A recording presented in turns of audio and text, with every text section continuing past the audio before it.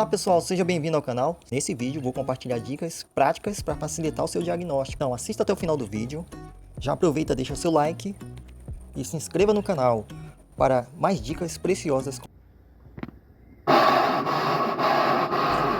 Se a sua máquina de lavar está fazendo um barulho estranho durante a centrifugação, como se estivesse raspando ou batendo, é possível que o problema seja causado por um desgaste no sistema de acoplamento. Esse som geralmente acontece quando a polia de acoplamento não está funcionando corretamente. Nesse caso específico, a polia estava com os dentes desgastados, o que impedia o acoplamento adequado com o motor, gerando o ruído durante a centrifugação.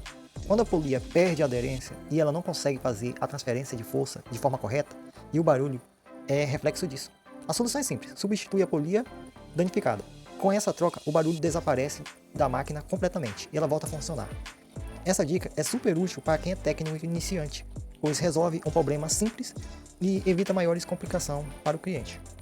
Assim, facilitando a vida do técnico, proporcionando uma solução rápida e eficiente. Você consegue deixar a máquina funcionando bem e o cliente satisfeito também, Gostou dessas dicas? Então se inscreva no canal para mais conteúdo como este.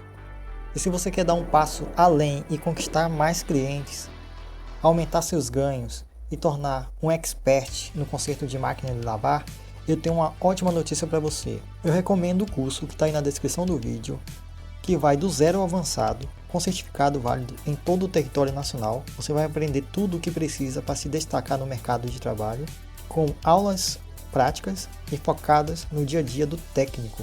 Aproveite o preço acessível e comece a mudar de vida hoje mesmo. O link está aí na descrição. Então, essa era a dica de hoje, pessoal. Até mais.